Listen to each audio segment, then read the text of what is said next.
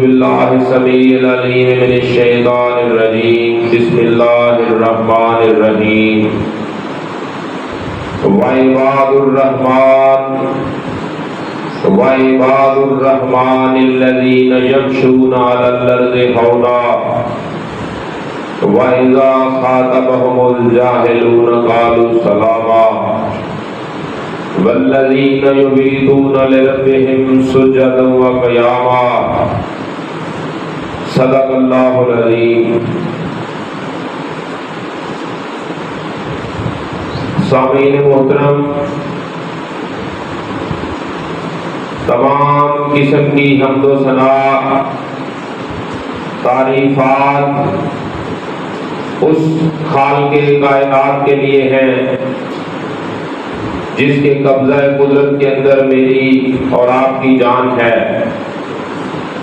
تمام قسم کی تعریفات کا وہ اکیلا ہی مالک ہے۔ تمام قسم کی حمدیں اس اکیلی ذات باری تعالیٰ کے لیے ہیں۔ لاکھوں اور کروڑوں درود و سلام اس ہستی اقدس و مقدس پر جن کا نام نامی اسم گرامی حضرت محمد رسول اللہ صلی اللہ علیہ وسلم ہے۔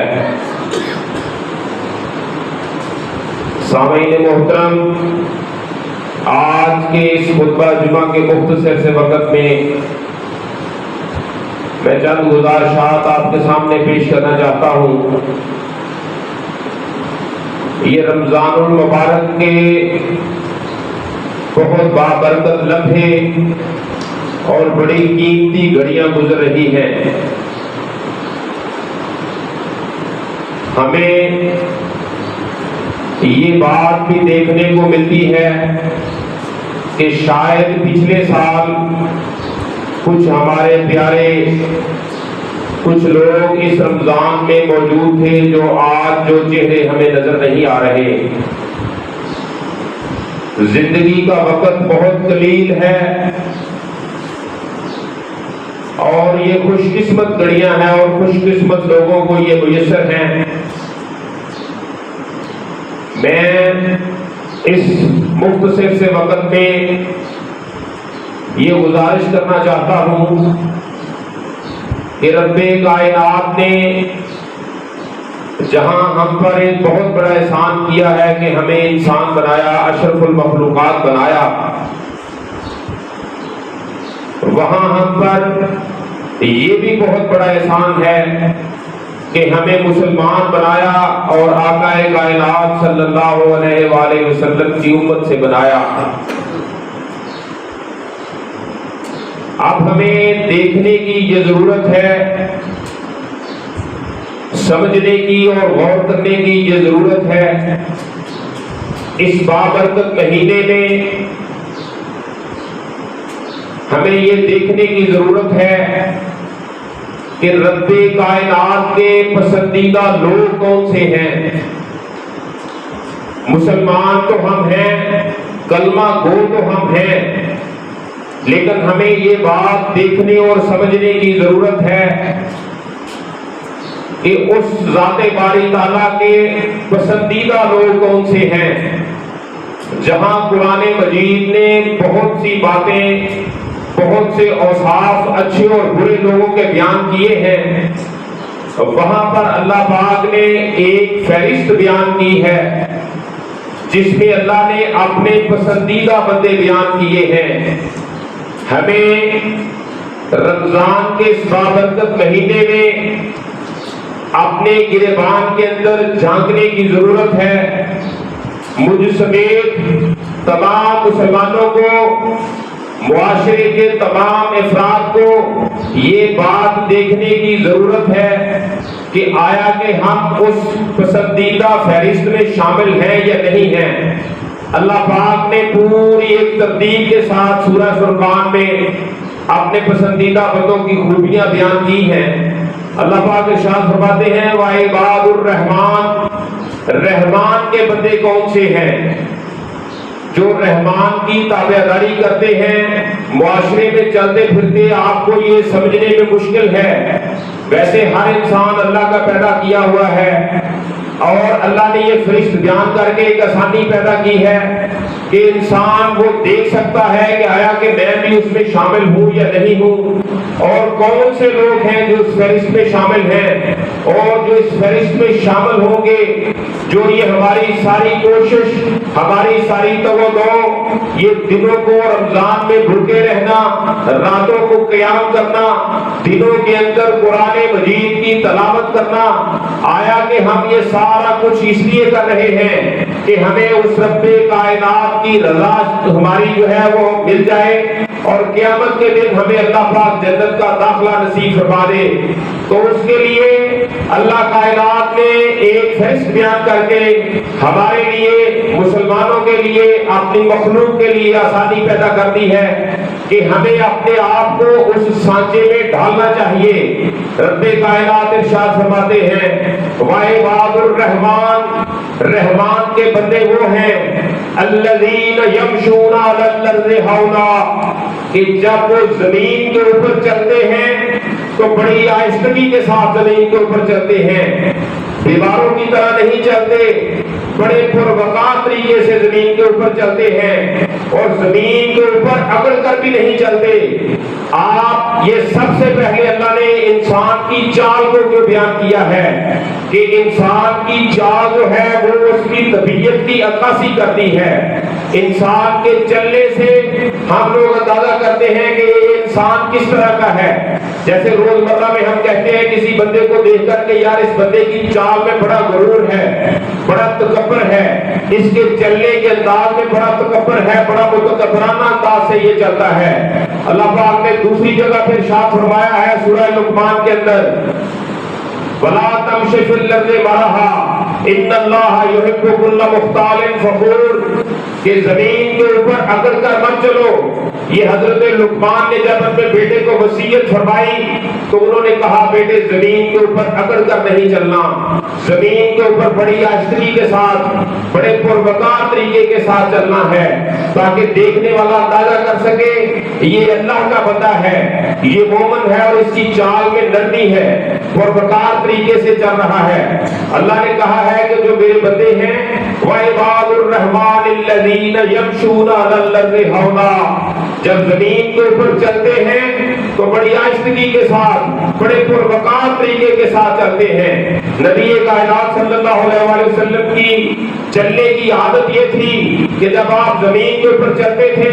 تو ایسے محسوس ہوتا تھا کہ جیسے آپ پہاڑ سے نیچے اونچائی کی طرف اتر رہے ہیں، آپ کے چلنے کا انداز اس طرح سے ہوتا تھا۔ دوسری بات اللہ پاک نے بیان کی ہے، دوسری صفت ان لوگوں میں، اپنے پسندیدہ لوگوں میں دوسری صفت اللہ پاک نے بیان کی ہے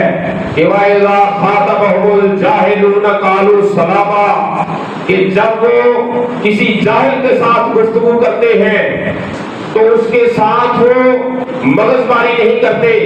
اس کے ساتھ بحث و مباحثہ میں بہت آگے نہیں چلے جاتے۔ یہ بھی میرے بندوں کی نشانیوں میں سے ایک نشانی ہے کہ دوران گفتگو اگر کوئی بندہ تکرار میں بے حیائی اور بدتمیزی کی حد کو عبور کرتا ہے تو اللہ کہتے ہیں کہ میرے بندے کی یہ نشانی ہے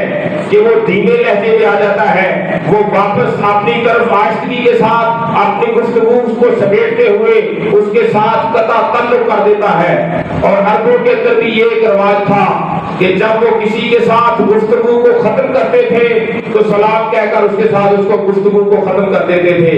تو اللہ پاک نے یہاں پر یہ ارشاد فرمایا ہے کہ وَإِذَا خَاطَبَهُمُ الْجَاهِلُونَ قَالُوا سَلَامًا، جب کوئی جاہل کے پیش پڑ جائے تو اس کے ساتھ مفت میں گفتگو نہیں کرتے۔ یہ باتیں ہمیں اصلاح معاشرہ کے لیے بھی دوستوں بہت ضروری ہے۔ آج ہم دوستوں کے ساتھ بیٹھے ہوئے گفتگو کرتے ہیں تو بے وجہ تکرار کر کے بہت حد تک آگے چلے جاتے ہیں، اور اسی گفتگو کی وجہ سے بہت دفعہ یہ بات بھی ملنے کو دیکھنے کو ملتی ہے کہ لوگ اور دوست بیٹھے بیٹھے گفتگو کرتے کرتے تکرار کرتے کرتے دستوں گریباں ہو جاتے ہیں۔ یہ ہماری معاشرتی برائیوں میں سے ایک برائی ہے اور اللہ پاک نے اس کا بڑے احسن طریقے سے اپنے بندے کو طریقہ سمجھایا ہے کہ وَإِذَا خَاطَبَهُمُ الْجَاهِلُونَ قَالُوا سَلَامًا، جب کوئی جاہل پیش پڑ جائے تو اس کو سلام کہہ کے میرے بندے آگے گزر جاتے ہیں، اس کے ساتھ بحث و مباحثہ یا فضول وقت ضائع نہیں کرتے۔ تیسری صفت اللہ پاک نے ارشاد فرمائی ہے کہ وَالَّذِينَ يُبِيتُونَ لِرَبِّهِمْ سُجَّدًا وَقِيَامًا، کہ جب رات کا بہت سارا حصہ بیت چکا ہوتا ہے، جب رات بہت ساری گزر جاتی ہے، تو میرے بندوں کی نشانیاں یہ ہیں، میرے بندوں کا طریقہ یہ ہے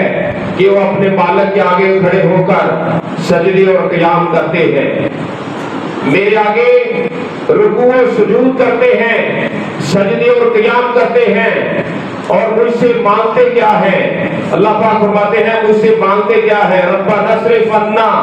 چوتھی بات آگے اللہ پاک نے کہی ہے، ربنا اصرف عنا عذاب جہنم ان عذابها کان غراما، وہ مجھ سے جہنم سے، جس کو انہوں نے دیکھا نہیں، جس کو انہوں نے جانچا نہیں، جس کے بارے میں صرف سنا ہے، اس سے مجھ سے پناہ طلب کرتے ہیں۔ اور اللہ پاک نے قرآن مجید کے اندر دوسری جگہ پر ارشاد فرمایا ہے کہ یہ جو میرے بندے ہیں، جو میرے پسندیدہ بندے ہیں، جن کے اوپر میری رحمت اور کرم ہے، رات وہ اپنے بستروں سے، ان کے پہلو اپنے بستروں سے الگ ہو جاتے ہیں اور وہ اٹھ کر کھڑے ہو جاتے ہیں اور میرے آگے گریہ زاری کرتے ہیں، سجدے اور قیام کرتے ہیں۔ تتجافی جنوبہم، دوسری جگہ پہ قرآن ارشاد فرماتا ہے تتجافی جنوبہم عن المضاجع یدعون ربہم خوفا وطمعا، مجھے خوف کے ساتھ، ڈر کے ساتھ اور لالچ کے ساتھ آدھی رات کو کھڑے ہو کر مجھے پکارتے ہیں اور مجھ سے مانگتے ہیں کہ اللہ ہمیں جہنم کی سختیوں سے محفوظ رکھنا، وہ جہنم جس کے لیے آج کا ہمارا نبی کائنات صلی اللہ علیہ وسلم کا ارشاد گرامی ہے، حدیث مبارکہ ہے کہ آج اگر مسلمان اپنی آنکھ سے مکھی کے سر کے برابر اس کا ایک آنسو زمین کے اوپر ٹپکتا ہے تو وہ اس کا ایک ٹپکا ہوا زمین کے اوپر آنسو جہنم کی آگ کو ٹھنڈا کر دیتا ہے، اور اس دن وہ جہنم کی سختیوں کو دیکھ کر ایسے روئے گا کہ پہلے اس کے آنسو خشک ہو جائیں گے، حدیث میں آتا ہے کہ اس کے بعد اس کی آنکھوں سے خون آنا شروع ہو جائے گا، پھر اس کی آنکھوں سے خون خشک ہو جائے گا، پھر آتا ہے حدیث میں کہ اس کی آنکھوں سے پیپ آنی شروع ہو جائے گی اور وہ پیپ بھی ختم ہو جائے گی۔ اس طرح سے وہ ہلکان ہوگا، جہنم کی سختیوں کو صرف دیکھ کر اس کا یہ عالم ہوگا۔ نبی کائنات صلی اللہ علیہ وسلم ایک دفعہ صحابہ کے ساتھ تشریف فرما تھے، مسجد نبی کے صحن میں بیٹھے ہوئے تھے کہ ایک دم سے ایک بہت بڑا زوردار آواز آئی، ایک کوئی چیز گرنے کی آواز آتی ہے، جیسے بہت بڑی آواز آئی۔ نبی کائنات نے صحابہ کو فرمایا سنا ہے یہ کس چیز کی آواز آئی ہے؟ فرمایا یا رسول اللہ یہ کوئی دھماکے دار کسی چیز کی آواز آئی ہے۔ فرمایا میرے صحابہ یہ 70 سال پہلے یا 70,000 سال پہلے، حدیث کے الفاظ ہیں، اللہ پاک کبھی کوتاہی معاف فرمائے، 70,000 سال پہلے یہ ایک پتھر جہنم میں گر رہا تھا اور آج میرے صحابہ وہ 70,000 کی مسافت طے کر کے آج وہ جہنم میں گرا ہے۔ جس جہنم کی وسعتیں اس طرح کی ہیں، جس جہنم کی کشادگیاں اس طرح کی ہیں، جس جہنم کی ہولناکیاں اس طرح کی ہیں، آج ہمیں اس جہنم سے آزادی کے لیے اپنی آنکھ سے ایک آنسو گرانے کی ضرورت ہے۔ اور تیسری جگہ پہ قرآن ارشاد فرماتا ہے آج یہ موقع ہے، اللہ پاک ارشاد فرماتے ہیں کہ اے میرے بندو قل یا عبادی الذین اسرفوا علی انفسہم لا تقنطوا من رحمت اللہ، اے میرے بندو اپنے رب کی رحمت سے نا امید نہ ہو۔ آج ہم اپنی آنکھوں سے علیحدہ ہو کر، اپنے دوستوں سے، عزیزوں سے علیحدہ ہو کر ایک جگہ پر بیٹھ کر اس خالق کائنات کے دربار میں اگر اپنے آنسو گراتے ہیں، اگر اپنے دل کو نرم کرتے ہیں، ہمارے اندر کیا کرتوتیں ہیں، ہمارے کیا اعمال ہیں، کوئی نہیں جانتا لیکن ہم جانتے ہیں۔ میرے اندر جو کمیاں ہیں میں جانتا ہوں۔ دوستو آپ کے اندر جو کمیاں ہیں آپ جانتے ہیں، لیکن ہم دونوں کی کمیوں کو وہ رب کعبہ جانتا ہے۔ ہمیں اس بات کی آج ضرورت ہے ان مبارک گھڑیوں میں کہ ہم اپنے آپ کو علیحدہ کر کے، یہ آج بھی تاثرات ہے، یہ بہت مبارک وقت گزر رہا ہے، علیحدہ بیٹھ جائیں اور اس اپنے رب کے سامنے اپنے دل کو نرم کر کے اپنے آنسو بہائیں۔ آج ہماری آنکھ سے نکلا ہوا ایک آنسو، ایک بھی آنسو آج ہمیں جہنم سے آزادی کے لیے بہت کافی ثابت ہو سکتا ہے، جبکہ آنے والے کل میں وہ وقت ہمارے ہاتھ سے نکل جائے گا۔ یہ زندگی بہت مختصر ہے۔ تیسری جگہ پر اللہ پاک ارشاد فرماتے ہیں کہ میرے بندے جو ہیں ان کی خوبی یہ ہے کہ والذین لا یدعون مع اللہ الہا آخر، کہ وہ مجھے جب پکارتے ہیں، لا یدعون مع اللہ الہا آخر، جب وہ مجھے پکارتے ہیں تو وہ صرف مجھ اکیلے رب کو پکارتے ہیں، میرے ساتھ کسی دوسرے کو شریک نہیں کرتے، وہ شرک سے بچتے ہیں، کیونکہ اللہ پاک کا ارشاد ہے اور نبی کائنات نے ارشاد فرما دیا ہے کہ ان الشرک لظلم عظیم، کہ شرک بہت بڑا ظلم ہے۔ ہر چیز، ہر برائی، ہر بات رب کائنات قیامت کے دن معاف فرما دے گا، صرف شرک ایک ایسی چیز ہے جس کی معافی نہیں ہے۔ آپ نے ایک صحابی رسول کے کندھے کے اوپر ہاتھ رکھا، معاذ بن جبل صحابی رسول ہے، آپ اس کے کندھے کے اوپر ہاتھ رکھ کے جا رہے ہیں، پیدل چل رہے ہیں، بخاری شریف کے صحیح الفاظ ہیں، صحیح حدیث ہے، آپ اس کو ارشاد فرماتے ہیں کہ اے معاذ میں تجھے ایک بات بتاؤں؟ عرض کی یا رسول اللہ، ارشاد فرمائیے۔ کہا ان قتلتا او حرقتا، ان قتلتا او حرقتا، اے معاذ اگر تم قتل کر دیے جاؤ او حرقتا یا جلا دیے جاؤ، اس کے باوجود بھی لا تشرک باللہ، تم اللہ کے ساتھ کسی کو شریک نہیں ٹھہراؤ گے، کیونکہ ان الشرک لظلم عظیم، کہ شرک بہت بڑا ظلم ہے۔ پورے قرآن کے اندر اس طرح سے کسی چیز کو شاید باقی کائنات نے نجاست نہیں کہا، لیکن جہاں پہ مشرک کا تذکرہ آیا تو اللہ پاک نے ارشاد فرمایا انما المشرکون نجس، مشرک جو ہے وہ پلید ہے۔ جب نوح علیہ السلام نے اپنی کشتی کے اندر تمام جوڑے سوار کیے، تاریخ میں آتا ہے، قرآن میں آتا ہے کہ جب تمام جوڑے سوار کیے تو صرف بیٹے کو سوار نہیں کیا، اس کو کہا کہ تم مشرک ہو، تمہارے لیے میری کشتی میں کوئی جگہ نہیں ہے۔ مشرک اس حد تک پلید ہے کہ ہمیں اپنے بھی گریبان میں جھانکنا ہے، کہ ہمیں شرک سے ہر حال میں بچنا ہے، کہ ہر وافی، ہر چیز کا اللہ پاک کوئی نہ کوئی اللہ پاک راستہ نکال کر انسان کے لیے گنجائش پیدا کر دیتا ہے۔ فرمایا مشرک کے لیے کوئی معافی نہیں ہے۔ اے میرے پیغمبر، شرک ایک ایسا ظلم ہے جس کی میرے نزدیک کوئی معافی نہیں ہے۔ ہاں ایک معافی ہے کہ وہ بندہ اپنی زندگی میں صحیح طریقے سے اس شرک سے بیزاری ظاہر کر کے اللہ پاک کے ساتھ شرک چیز کیا ہے، اللہ پاک کی ذاتوں میں، کیا ذات میں، کسی ان کی باتوں میں، اس کی صفاتوں میں کسی کی اور وہ بات شامل کر لینا۔ اللہ کی ذات اگر وحدہ لا شریک ہے، وحدہ لا شریک ہے، مدد کرنے والی ہے، اولاد دینے والی ہے، رزق دینے والی ہے، صحت اور تندرستی دینے والی ہے، بیٹے دینے والی ہے،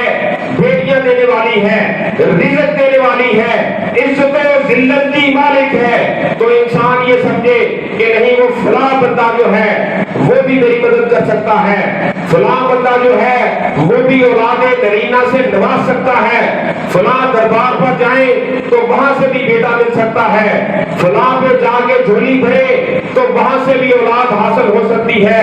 فلاں کا جا کے تنہ کرے تو وہاں سے بھی رزق حاصل ہو سکتا ہے۔ جو خوف، جو تمے، جو لالچ انسان کو مال کے کائنات کی ذات سے ہے، وہ اگر کسی انسان کی ذات سے وابستہ کر لیتا ہے تو یہ شرک ہے۔ اسے ہر حال میں اس حالت سے ہمیں بچنا ہے، اور اللہ پاک نے ان فیصلے، ان خوبیوں میں جہاں اللہ نے یہ بیان کی ہے وہاں پر یہ بیان کیا ہے کہ والذین لا یدعون مع اللہ الہا آخر، میرے بندے جو ہیں وہ خالص کر مجھے پکارتے ہیں، میرے ساتھ کسی اور کو نہیں پکارتے۔ آج ہمیں یہ بھی دیکھنے کی ضرورت ہے کہ مشرکین مکہ کی یہ عادت تھی۔ قرآن کہتا ہے کہ جب وہ کسی جگہ پر طوفان میں یا بحر میں ان کی کشتی پھنستی تھی، جب وہ کسی بہت بڑی مشکل میں پھنستے تھے، تو قرآن کہتا ہے وہ خالصاً دعوا اللہ مخلصین لہ الدین، وہ خالصاً اس وقت ایک اللہ کی ذات کو پکارتے تھے، اس کے ساتھ کسی کو شریک نہیں ٹھہراتے تھے۔ جب ان کی وہ مشکل حل ہو جاتی تھی، جب وہ اس طوفان سے اس جگہ سے اپنی مشکل سے نکل جاتے تھے، تو ساتھ ہی کہتے تھے کہ یہ ہمارے فلاں جو رب ہیں، فلاں جو ہمارے داتا ہیں، فلاں جو ہمارے پوری کرنے والے ہیں حاجت، لات عزا حبل منات جو ہیں، انہوں نے بھی اس میں کافی ہمارا ساتھ دے دیا ہے۔ اسی وقت جب ان کو اس چیز سے اللہ پاک نجات دیتے، سورہ ہود کے اندر اللہ پاک نے اس کا تذکرہ کیا ہے کہ جب میں ان کو جب پھنساتا ہوں کسی چیز میں تو بڑی بڑی لمبی دعائیں کرتے ہیں، جب میں اس چیز سے ان کو نکال دیتا ہوں تو فوراً میرے ساتھ پھر شریک کرنے لگ جاتے ہیں۔ ہمیں ذاتی طور پر اس معاشرے کے اندر رہتے ہوئے اس بات کا اپنا خود احتساب کرنا ہے کہ آیا کہ کیا ہم اس چیز میں شامل نہیں۔ اللہ پاک نے آگے دوسری بات بیان کی ہے کہ جب یہ بندے اس طرح کی باتوں میں شامل نہیں ہوتے تو چھٹی بات اللہ پاک نے ان کی خوبی بیان کی ہے کہ ولا یزنون، اور وہ زنا نہیں کرتے، وہ بدکاری کا ارتکاب نہیں کرتے۔ جو چیزیں اللہ کہتا ہے کہ میں نے ان کو جائز قرار دی ہیں اس کو صرف اڈاپٹ کرتے ہیں، اس کو اپناتے ہیں۔ ولا یزنون لا نفی کا صیغہ ہے، اور بے بندے زنا نہیں کرتے۔ انشاءاللہ آج کے دور میں جب مسلمان یہ کوشش کرے گا کہ ان خوبیوں کو اپنائے اور اپنے اوپر لاگو کرے اللہ کے کیے ہوئے وعدے کے مطابق، مسلمانوں دوستوں، یہ کوئی وجہ ہی نہیں کہ اللہ پاک قیامت کے دن اس انسان کو اپنا قرب بنا دے۔ یہی بات اللہ پاک نے حدیث رسول میں آتا ہے کہ آپ نے فرمایا کہ 7 لوگوں کو قیامت کے دن جب کوئی چیز کسی چیز کا سایہ نہیں ہوگا، جب کسی چیز کا کوئی سایہ نہیں ہوگا، تپش میدان حشر کی اس طرح کی ہوگی کہ پسینہ اس طرح سے ہوگا کہ حدیث میں ہے کہ اس پسینے میں شاید کشتیاں چلائی جا سکتی ہیں۔ تو نبی کائنات صلی اللہ علیہ وسلم نے ارشاد فرمایا جن 7 بندوں کو اللہ اپنے عرش کا سایہ نصیب کرے گا، ان 7 بندوں میں سے ایک بندہ آپ نے فرمایا وہ بھی ہوگا کہ جس کو کسی جوان عورت نے بدکاری کی، زنا کی دعوت دی اور اس نے کہا کہ نہیں، میں اللہ کی رضا کے لیے اس سے خوف کھاتے ہوئے میں تجھ سے یہ بدکاری نہیں کر سکتا۔ اللہ پاک فرماتے ہیں میرے پیغمبر جن 7 لوگوں کو میں اپنے عرش کا سایہ نصیب کروں گا، ان 7 لوگوں میں ایک خوش نصیب وہ بھی ہوگا کہ جس نے زنا سے اجتناب کیا اور دی ہوئی دعوت کو اس نے کہا کہ نہیں، میں اللہ کی رضا کے لیے تجھ سے یہ بدکاری والا عمل نہیں کر سکتا، میرا اللہ مجھے دیکھ رہا ہے۔ یہی بات یوسف علیہ السلام نے جب ان کو دعوت دی گئی تھی برائی کی، تو انہوں نے کہا تھا کہ نہیں، میں یہ کام نہیں کر سکتا۔ کالا آئے تلک، قرآن کے اندر آتا ہے کہ جب ان کو دعوت دی گئی، عزیز مصر کی بیوی نے کہا کہ کالا آئے تلک، یوسف میرے طرف دیکھو، تو انہوں نے کہا معاذ اللہ، میں اللہ کی پناہ کے اندر ہوں، میں تمہاری طرف دیکھ نہیں سکتا۔ یہ دوستو آج معاشرے کے اندر یہ کرنے کے بہت اعمال ہیں، یہ کرنے کے بہت بڑے اعمال ہیں، دیکھنے میں بھی اور کرنے میں بھی، اس میں کوئی شک نہیں کہ طبیعت کے اوپر گراں گزرتے ہیں۔ آج کے اس گئے گزرے دور میں یہ کرنا مشکل ہے، لیکن دوستو چیز بھی اسی کا اجر ہوتا ہے جو انسان مشکل سے کرتا ہے۔ آگے اللہ پاک ارشاد فرماتے ہیں 8ویں صفت بیان کرتے ہوئے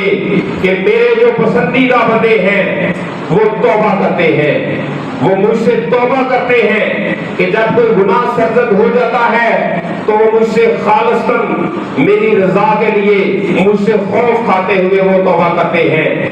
اور جب توبہ کی جائے دوستوں، آج وقت ہے، رمضان کی یہ بابرکت گھڑیاں ہیں، آج وقت ہے اپنے مالک کائنات کے آگے گڑگڑانے کا، اپنے مالک کائنات کے آگے گریہ زاری کر کے توبہ کرنے کا آج وقت ہے۔ اور توبہ جب کی جائے تو خالص توبہ کی جائے،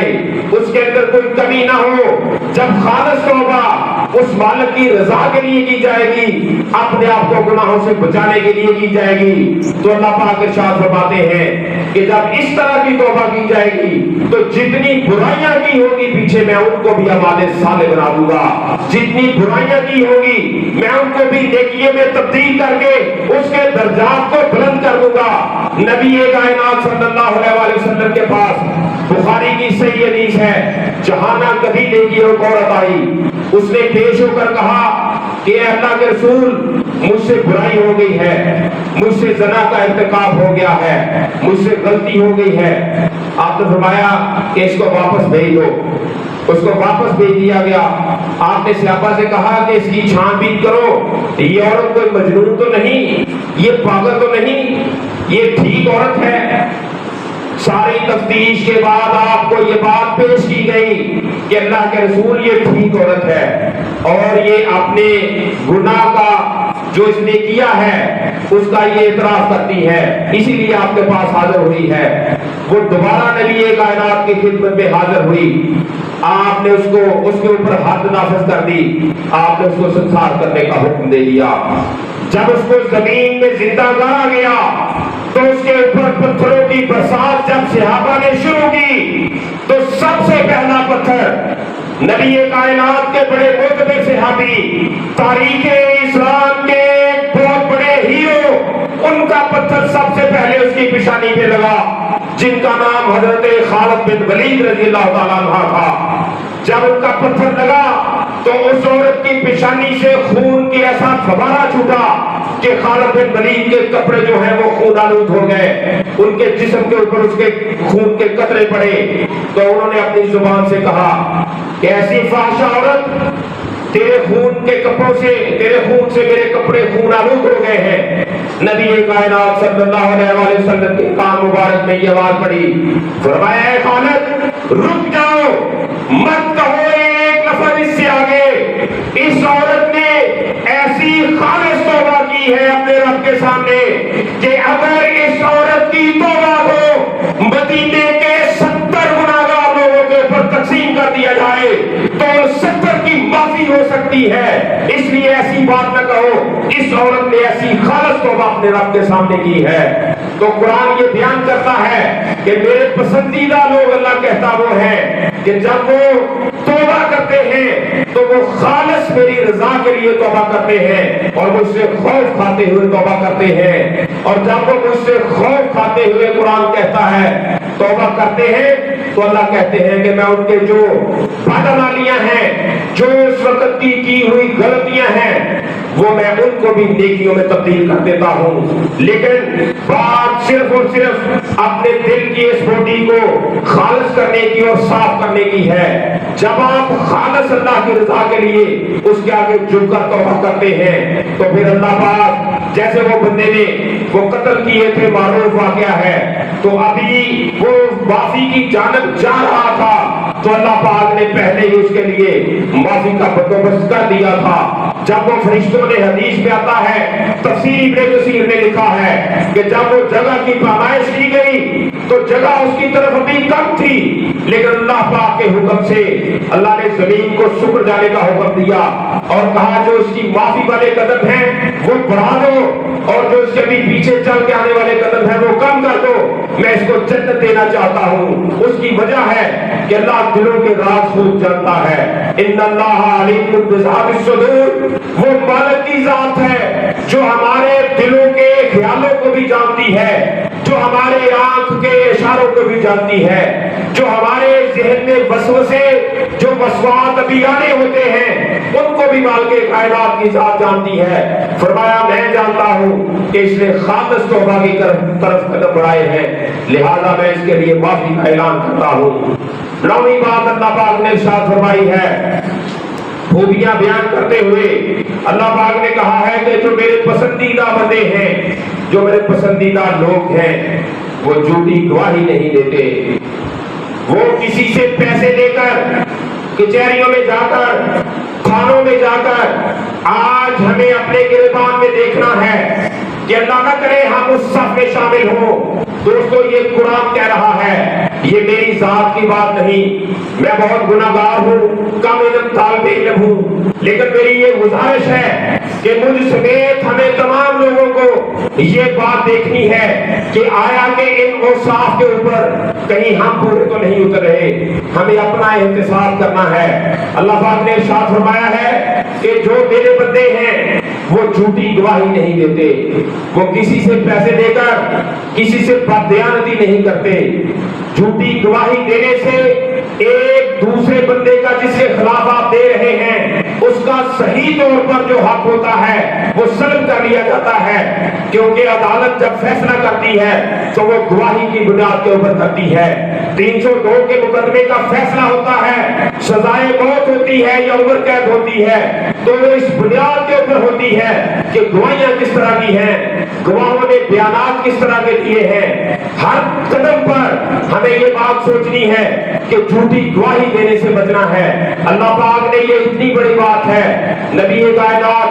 टेक लगाकर, एक दफा हदीस शरीफ में आता है कि नबी कायनात टेक लगाकर बैठे हुए थे, तो आपने सहाबा को इरशाद फरमाया मेरे सहाबा, शिरक बहुत बड़ा जुल्म है, शिरक बहुत बड़ा कबीरा गुनाह है।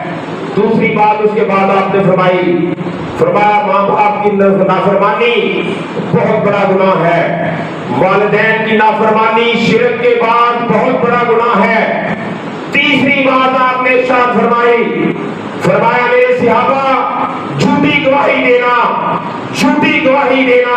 ये बात करते करते नबी कायनात उस तकिए से सीधे होकर बैठ गए और 12 मरतबा ये बात कही। सहाबा अर्ज करते हैं कि हमारे दिल में ये गुमान पैदा हो गया कि नबी कायनात आप इस बात से रुक जाए।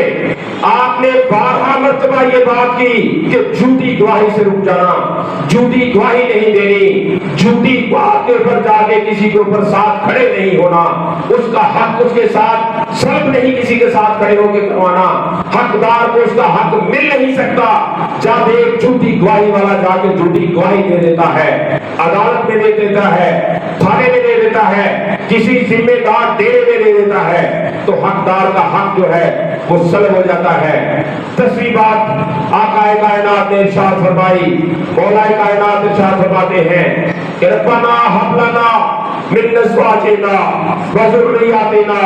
कुर्रता अयुन वजअलना लिलमुत्तक़ीना इमामा। कि जो मेरे नेक बंदे हैं, जो मेरे खालिस बंदे हैं, जो इबादुर रहमान हैं, जो अल्लाह के पसंदीदा बंदे हैं, अल्लाह इरशाद फरमाते हैं रब्बना हब लना मिन अज़वाजिना। वो दुआ करते हैं हाथ उठाकर कि या अल्लाह, जिस तरह से हमें नेक किया है इसी तरह से हमारी बीवियों को नेक कर दे, इसी तरह से हमारी औलादों को नेक कर दे। कुर्रतु आयुन वजअलना लिलमुत्तक़ीना इमामा। कि अल्लाह मेरी औलाद को मुत्तक़ियों का इमाम बना दे। ये बहुत बड़ी बात है, बहुत बड़ी बात है कि किसी इंसान की औलाद मुत्तकियों की इमाम बन जाए, उसकी आंखों की ठंडक बन जाए। कायनात में ये बहुत बड़ी बात है। कायनात का हर इंसान, चाहे कोई कितना गया गुजरा हो, चाहे कोई किस लेवल में किसी तरह का भी हो, उसकी एक ख्वाहिश जरूर होती है कि जहां पर मैं खड़ा हूं, और ये सिर्फ और सिर्फ वालिदैन की होती है। वालिदैन से बढ़कर मुदबिर, मुकद्दस, मुखलस रिश्ता इस कायनात में कोई नहीं है। सिर्फ वालिदैन की ये ख्वाहिश होती है कि जहां पर हम खड़े हैं हमारी औलाद इससे आगे खड़ी हो। और आंखों की ठंडक अल्लाह पाक इरशाद फरमाते हैं कि जहां पर मेरे बंदे, ये तीसरी दुआ है इसके अंदर, इस फहरिस्त के अंदर अल्लाह पाक इरशाद फरमाते हैं कि जहां पर मेरे बंदे ये दूसरी सारी बातें करते हैं, वहां पर मुझसे रात के पिछले पहर में, रात के पहले पहर में, दिन के वक्त में मुझसे ये भी दुआ करते हैं कि रब्बना हब लना من ازواجنا وذریاتنا قرۃ اعین واجعلنا للمتقین اماما، کہ اللہ ہماری اولاد کو متقیوں کا امام بنا دے، جس طرح ہمیں نیک کیا ہے ہماری بیویوں کو نیک کر دے، ہماری اولادوں کو ہماری آنکھوں کی ٹھنڈک بنا دیے۔ جس انسان کی اولاد نیک ہے، آج کے معاشرے میں، آج کے اپنے ہر گھر میں دیکھیں، جس انسان کو اپنی اولاد کی طرف سے سکون ہے، اس کا گھر آج اس دنیا میں جنت کا نقشہ پیش کرتا ہے۔ جس انسان کو اپنی اہلیہ کی طرف سے،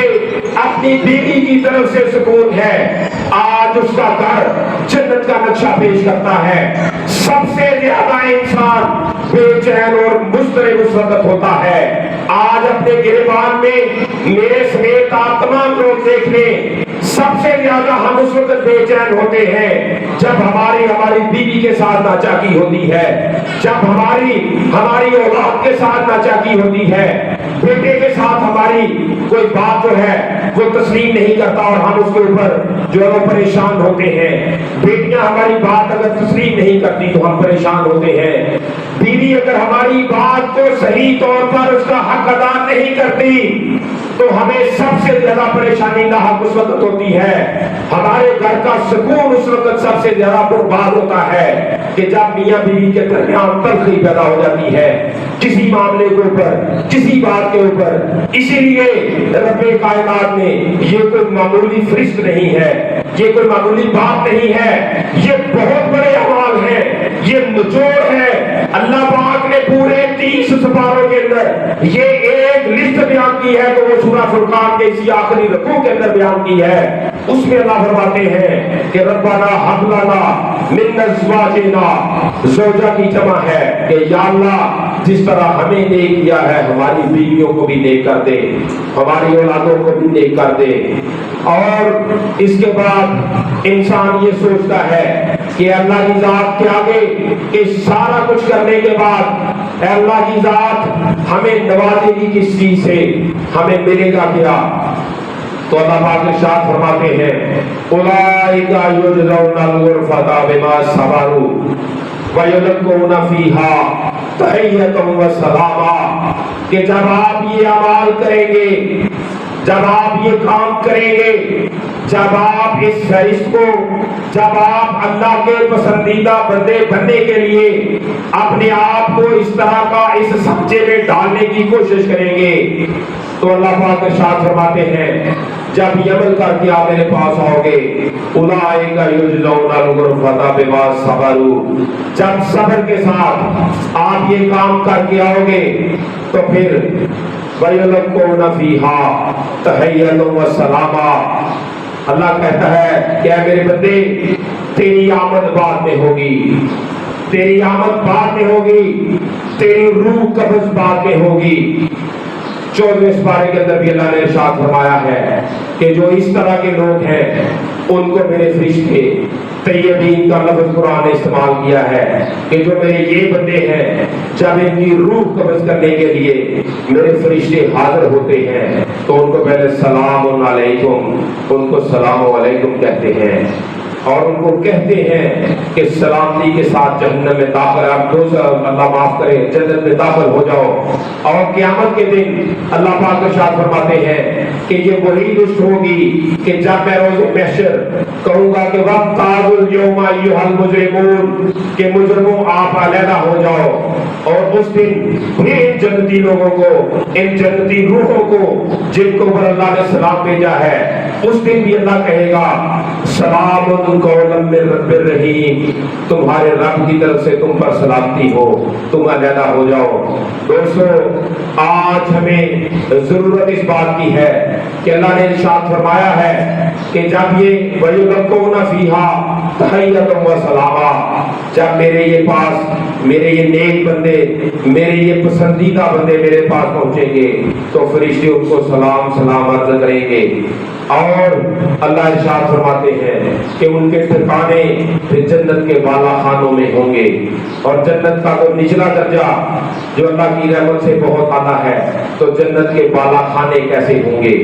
اور اس طرح کے ہوں گے۔ حدیث میں یہ بھی آتا ہے کہ ان بالا خانوں سے اندر سے باہر کا منظر اور باہر سے اندر کا منظر، ہر چیز اللہ پاک اپنے مومن بندوں کو دکھائے گا۔ دعا ہے کہ رب کائنات ہمیں اپنی اس پسندیدہ فہرست میں شامل کر لے،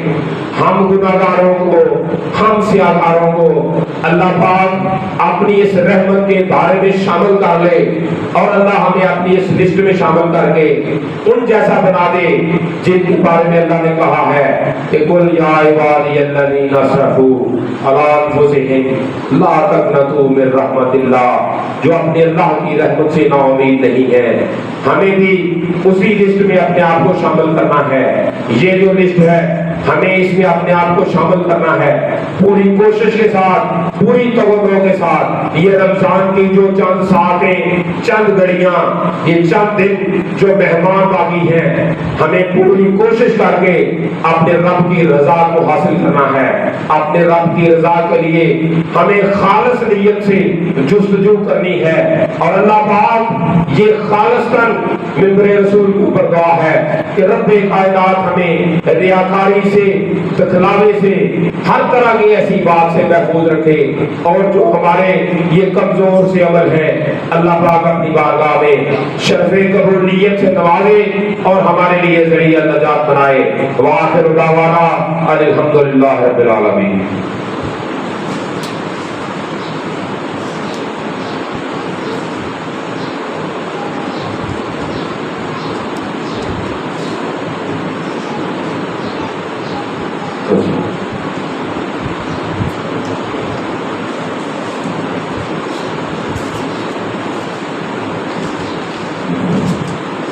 یہ مسجد اور مدرسہ زیر تعمیر ہے، یا پاس